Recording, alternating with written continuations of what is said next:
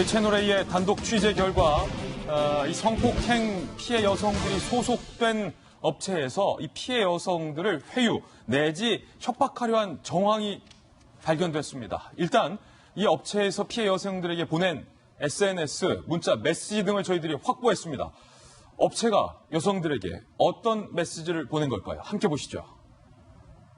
첫 번째 내용을 좀 한번 살펴보겠어요. 업체 관계자가 이렇게 피해 여성들에게 메시지를 보냈습니다. 저희들이 확인했어요. 야, 오빠는 이미 잃을 거 다 잃었어. 강주한 씨를 의미하는 거죠. 앞서 강주한 씨가 피해 여성들에게 오빠가 미안해 라고 얘기를 한 바 있죠. 강주한, 오빠는 이미 잃을 거 다 잃은 상황이다. 업체 관계자의 말이 이어지는데, 그러니까 그 오빠가 무서울 게 뭐가 있어. 너네가 앞으로 닥칠 일들이 더 무섭지. 너희들이 오히려 더 무서워해야 한다. 이게 회유에서 협박의 단계로 슬슬 메시지가, 업체 관계자 메시지가 넘어가고 있죠. 그러면서 계속해서 빨리 합의해라 라는 것을 종용하는 듯한 메시지예요. 메시지는 이어집니다.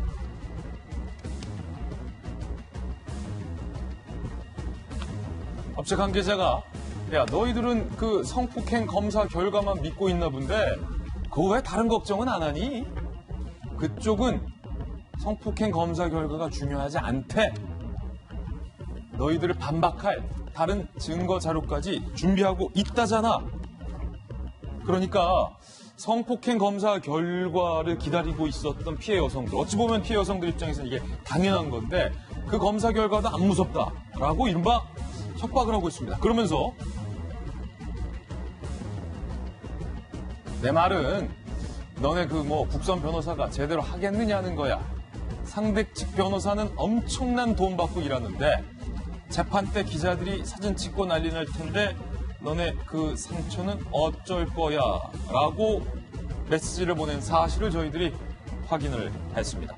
허은하 소장님, 네. 지금 이 여성들이 소속돼서 일을 하고 있었던 협력업체예요. 그 업체에서 피해 여성들에게 보낸 문자 메시지 다수를 저희들이 확보했는데 분명한 협박이죠? 협박이죠. 협박 맞죠? 네. 어제 저희가 강지환 씨의 이미지 전략 측면에서 오빠가 미안해는 분명 꼼수 전략이다. 그 이유를 두 가지를 얘기했었는데 그게 딱 들어맞는 그 순간입니다.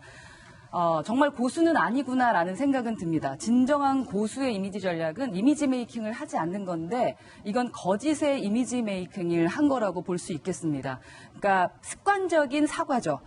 연예인들의 습관적인 사과를 통해서 본인들은 가만히 있고 그 뒤에 이제 소속사들이 움직이기 시작하는 건데요. 퍼스널 마케팅의 저자 필립 코틀러가 그런 얘기를 했어요. 예. 스타는 만들어지는 것이다. 지금까지 혹시라도 강지환 씨의 모든 것들이 만들어진 것이 아닌가라는 의심이 들게 하는 것이 참 안타깝습니다. 그리고 앞으로 이 모든 것들을 강지환 씨의 의지와 진정성이 아니라 그저 소속사가 처리해 나가면서 그게 또 다른 평판이나 명성을 만들어가는 이미지 전략이나 이미지 메이킹이라면 한 번쯤 반성하셔야 될 것 같습니다. 저는 주변에서 사실 성폭행을 받았던 특히 처녀분들 계시잖아요. 그런 분들이 저런 회유를 받고 협박을 받았던 걸 너무 많이 봤습니다. 여성들? 예. 근데 혹여라도 남자가요. 총각이면 저 때 어떤 전략이 나오죠? 결혼을 또 이렇게 얘기를 합니다. 예, 그러다가 이제 괜찮아, 뭐만 해줘요. 그럼 어떻게 돼요? 딱 모르는 척 해버리는 거 너무 많이 봤습니다. 우리 강지환 씨는 그러지 않길 바랍니다. 진정한 이미지 전략은 이미지 메이킹을 하지 않는 겁니다. 예. 자, 김광산 변호사님, 창가방패, 검사 변호사 지금 다 해보셨기 때문에 이거 법적으로 분명히 지금 따져봐야 될 것 같은데 이 업체가 보낸 메시지가 크게 세 가지예요. 오빠는 무서울 게 없다. 니들이 무서워야 된다. 두 번째는 성폭행 검사 결과는 중요하지 않다. 증거 있다. 세 번째는 너네 변호사보다 우리 변호사가 세다. 이 메시지 법적으로 협박죄로 처벌될 수도 있는 여지이 있습니까? 굉장히 명백하게만 협박이다 이렇게 말하기는 좀 어려운 측면은 있지만 약간 애매할 수 있다. 그렇죠. 일반적으로 이제 협박이라는 것은 상대방에게 해악을 고지해요. 예. 뭐 하지 않으면 어떻게 하겠다. 그러면 상대방이 공포심을 일으키잖아요. 예. 그거에 따라서 행동하기를 바라는 거죠. 그래서 요즘 이제 협박죄가 어떤 범위가 좀 넓어지는 경향이 있거든요. 그래서 협박죄에 해당할 가능성이 있다는 거고 원래 합의라는 것 자체는 가서 용서를 비는 거잖아요. 예. 사과하고. 그러면서 어떤 물질적 보상을 해줄 수도 있고 아니면 정말 진정한 사과인 경우에는 물질적 보상 없이 합의할 수 있는 겁니다. 그런데 지금 저 업체 관계자는 자기들과 이권이 개입이 된 거예요. 강진환 씨 측 소속사와. 그러니까 어떻게든지 합의를 해야만이 계속 그 업체와 관계를 유지할 수 있고 또 어떤 강진환 씨 측과 이제 어떤 뭐 커뮤니케이션이 됐을 가능성이 크겠죠. 그래서 합의를 하는데 일종의 사과보다는 이제 협박의 방법을 쓴 거예요. 그래서 저런 얘기를 쭉 하고 어떤 얘기를 하냐면 이 만나면은 골든타임이 있다. 골든타임을 놓치면 보상받을 수 없다. 이런 얘기를 해요. 예. 그러니까 빨리 합의를 해줘라. 왜 이 합의가 중요하냐.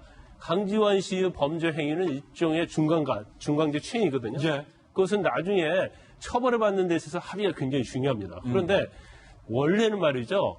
합의할 때 직접적으로 접촉을 못하도록 되어 있어요. 예. 그런데 이 업체는 또 강지환 씨 가족에게 개인정보, 즉 이 피해자들이 사는 주소를 알려줬거든요. 그거는 리포트 보고 이어가겠습니다. 한 가지만 더 말씀드리면 예. 피해자들은요. 아무리 증거가 명백해도 굉장히 위축돼 있단 말이에요. 그래서 이러다가 만약에 인정이 안 되고 내가 무고가 되면 어떠지 이런 걱정을 할 수 있거든요. 이제 그런 걸 저렇게 힘과 권력과 돈으로 압박을 해서 합의를 하려고 하는 의도를 시도하고 있는데 결과적으로 저거 자체가 강지환 씨가 처벌받는 데 있어서 오히려 불리한 요소를 작용할 수 있다. 이렇게 볼 수 있습니다. 오히려 더 불리한 요소로 작용할 수 있다는 거예요. 방금 김광삼 변호사님께서 말씀하셨던 것처럼 이런 협박성 메시지를 보는 것뿐만이 아닙니다. 만나기 싫다는 피해 여성들에게 피해 여성들이 살고 있는 집 주소를 강지환 씨 가족에게까지 준 것이 확인됐습니다.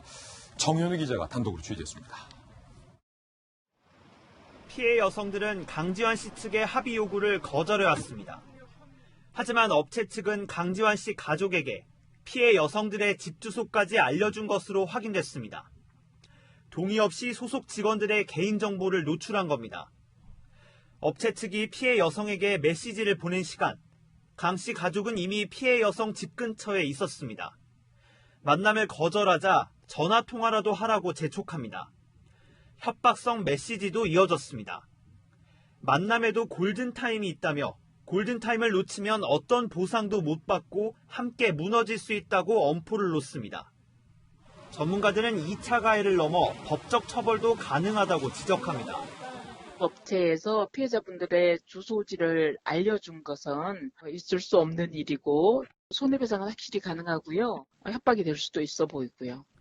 업체 측은 답변을 회피했습니다. 강지환 씨 피해자들 관련해서 연락을 하신 게 맞는지. 아니요, 잘 모르겠어요. 이런 일을 전 안 해주셨으면 좋겠어요. 강 씨 소속사인 화이브라더스 코리아 측도 우리와는 상관없는 일이라며 선을 그었습니다. 하지만 회유 협박과 관련한 구체적인 SNS 메시지 내용이 나온 만큼 논란은 더욱 거세질 것으로 보입니다. 채널A 뉴스 정현우입니다.